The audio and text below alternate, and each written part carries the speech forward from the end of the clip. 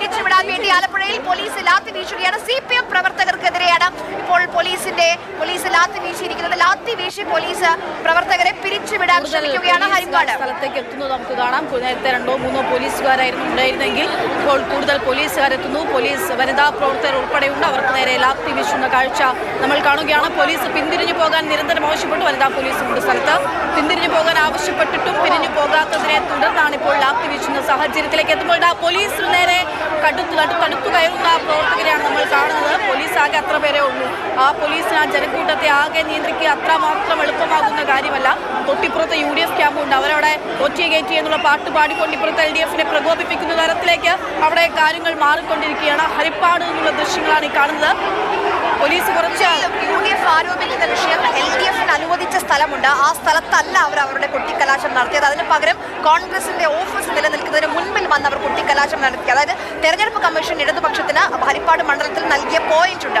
ആ പോയിന്റും കടന്ന് 100 മീറ്ററോളം മുന്നോട്ട് വന്ന് കോൺഗ്രസിന്റെ ഓഫീസ് എവിടെയാണോ സ്ഥിതി ചെയ്യുന്നത് അവിടെയാണ് ഇവർ കുട്ടിക്കലാശത്തിന് വേണ്ടി എത്തിയത് എന്നുള്ളതാണ് UDF ഉന്നയിക്കുന്ന ആരോപണം. അവസാന നിമിഷം വരെ അങ്ങനെ പ്രശ്നം നടന്നുകൊണ്ടേയിരിക്കുകയായിരുന്നു. അവസാന നിമിഷത്തിലേക്ക് പ്രശ്നമായതാണോ എന്നുള്ളതാണ് അറിയേണ്ടത്. രഘു തുടരുന്നുണ്ടെന്നാണ് ഞാൻ മനസ്സിലാക്കുന്നത്. രഘു, ഇത് ആദ്യം മുതലേ ഈ പ്രശ്നം അവിടെ ഉണ്ടായിരുന്നു. അവസാന ലാപ്പ് ആവുമ്പോഴേക്കും അവസാന നിമിഷങ്ങളാവുമ്പോഴേക്കും ഇടതുപക്ഷ പ്രവർത്തകർ ഇവരുടെ പോയിന്റിലേക്ക് കടന്നെത്തിയാണോ ചെയ്തത്?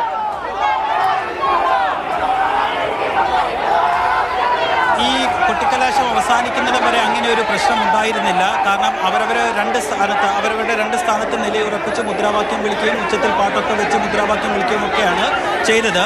ഈ കോൺഗ്രസ് പ്രവർത്തകരുടെ പരാതിക്ക് ഒരു അടിസ്ഥാനമാണ്. കാരണം ഈ LDF പ്രവർത്തകർ നിൽക്കുന്ന സ്ഥലത്തിനപ്പുറത്താണ് കോൺഗ്രസിൻ്റെ ഓഫീസ്. അവർക്ക് ആ വഴി വേണം കോൺഗ്രസ് ഓഫീസിലേക്ക് പോകാൻ. സാധാരണ മുൻപ് ഇത്തരത്തിൽ ഇവരെ ഈ കൊട്ടിക്കലാശം കഴിഞ്ഞിട്ട് കോൺഗ്രസ് ഓഫീസിലേക്കാണ് പോകുന്നത്. പക്ഷേ ഇപ്പോഴും ഈ കോൺഗ്രസിൻ്റെ ഒരു ആരോപണം എന്ന് പറയുന്നത് ഇവിടെ നിന്ന് നമ്മളിപ്പോൾ ദൃശ്യങ്ങളിൽ നിന്ന് കാണുന്ന ഇവിടെ നിന്ന് ഒരു 50 മീറ്ററോളം ബാക്ക് മാറിയാണ് LDF-ന്റെ അല്ലെങ്കിൽ അവിടെ നിന്ന് അങ്ങോട്ടായിരുന്നു LDF-ന് സ്ഥലം അനുവദിച്ചിരുന്നത്.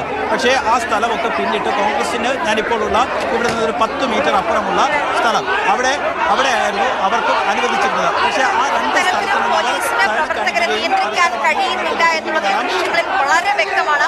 പോലീസ് അക്ഷരാർത്ഥത്തിൽ പാടുപെടുകയാണ് പ്രവർത്തകരെ നിയന്ത്രിക്കാൻ. നേരത്തെ ഹരിപ്പാട് നിന്ന് നേരത്തെയുള്ള ദൃശ്യങ്ങളാണ്. ഇപ്പൊ കളമശ്ശേരിയിൽ നിന്നുള്ള ദൃശ്യങ്ങളാണ്. നമുക്ക് ശിവദാസൻ MP ഒക്കെ നമുക്ക് ദൃശ്യങ്ങളിൽ കാണാൻ കഴിയുന്നുണ്ട്. രഘു പറഞ്ഞോളൂ.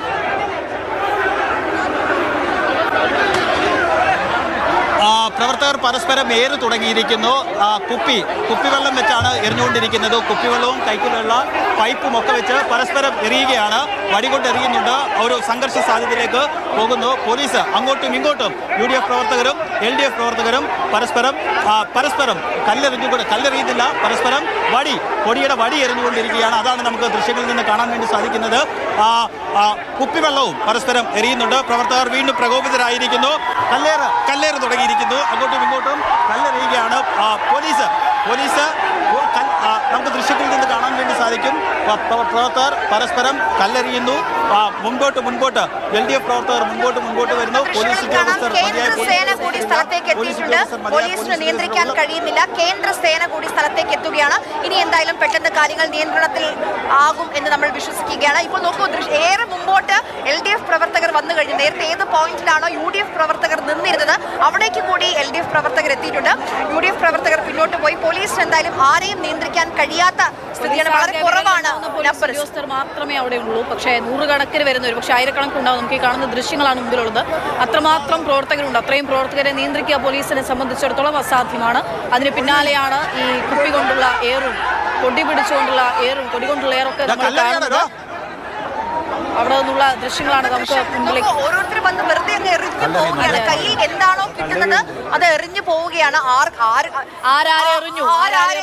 ആർക്ക് എന്ത് പറ്റുമെന്ന് പോലും നമുക്ക് മനസ്സിലാകുന്നില്ല. കയ്യിൽ നിലത്ത് കിടക്കുന്ന കല്ലൊക്കെ എടുത്താണ് എറിയുന്നത്. ആരുടെയെങ്കിലും തലയ്ക്കാണ് പറ്റുന്നതെങ്കിൽ എത്ര ഗുരുതരമായ പരിക്കായിരിക്കും. ഇവിടെ ഇപ്പോൾ കേന്ദ്രസേന കൂടി ആ സ്ഥലത്തേക്ക് എത്തിയിട്ടുണ്ട്. പോലീസ് അവിടെ ഇടപെടുന്നുണ്ട്. പക്ഷെ ഇപ്പോഴും പ്രവർത്തകർ ഇത്ര സമയമായി 6 മണി കഴിഞ്ഞ 23 മിനിറ്റ് ആകുന്നു. പക്ഷെ ഇപ്പോഴും പ്രവർത്തകർ ആരും പിരിഞ്ഞു പോയിട്ടില്ല. പ്രവർത്തകരെ പിരിച്ചുവിടാൻ പോലീസിന് കഴിഞ്ഞിട്ടില്ല എത്തിയിട്ടില്ല എന്നുള്ളതാണ് വസ്തുത. കേന്ദ്രസേന കൂടി യുവാക്കൾ അവിടെ ഒരുപാടുണ്ട്. ഹരിപ്പാട് എനിക്ക് തോന്നുന്നു ഇത്തവണ നമ്മൾ യുവാക്കൾ തെരഞ്ഞെടുപ്പൊന്നും വിട്ടു നിൽക്കുന്നോ എന്ന് ചോദിക്കുന്നിടത്തോ അതിനുള്ളൊരു മറുപടി കൂടിയാണ്. അവസാന ഘട്ടവും പിരിഞ്ഞു പോകാതിരിക്കുന്നത് കൂടുതൽ യുവാക്കളാണ് എന്നുള്ളത് നമ്മൾ ശ്രദ്ധിക്കേണ്ടതുണ്ട്. അവരാണ് ആ തലത്തിൽ അവിടെ പിടിച്ചു നിൽക്കുകയും ചെയ്യുന്നത്. പിന്തിരിപ്പിക്കാനുള്ള ശ്രമം നടത്തിക്കൊണ്ടിരിക്കുന്നു കേന്ദ്രസേനയും. അത് കണ്ടുകൊണ്ടിരിക്കുന്ന ആൾക്കാരും കുറേയുണ്ട്. കൊടികൊണ്ടുള്ള ഏറൊക്കെ അല്ലാതെയൊക്കെയുള്ള ഏറൊക്കെ നമ്മളിങ്ങനെ കണ്ടുകൊണ്ടിരിക്കുകയാണ്.